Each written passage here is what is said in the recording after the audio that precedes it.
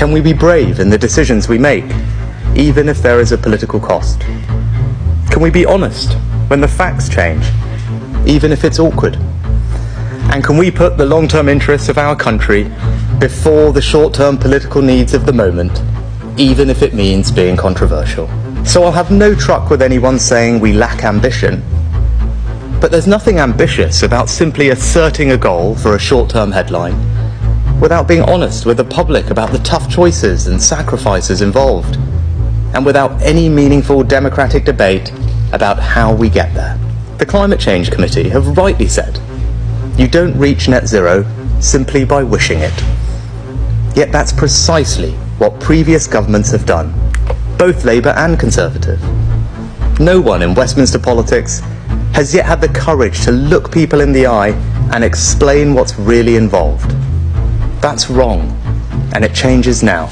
And when our share of global emissions is less than 1%, how can it be right that British citizens are now being told to sacrifice even more than others?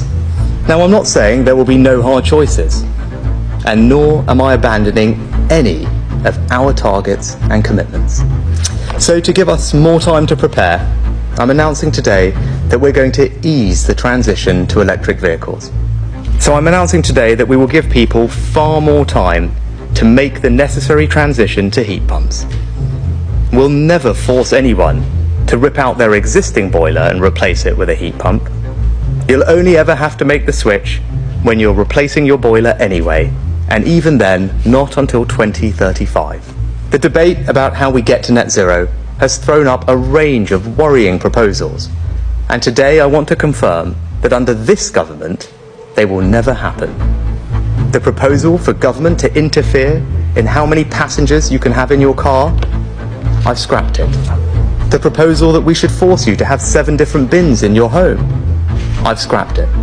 The proposal to make you change your diet and harm British farmers by taxing meat, or to create new taxes to discourage flying or going on holiday, I've scrapped those too.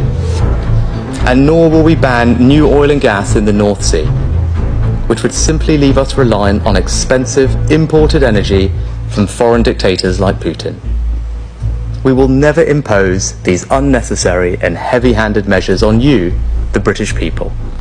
But we will still meet our international commitments and hit net zero by 2050.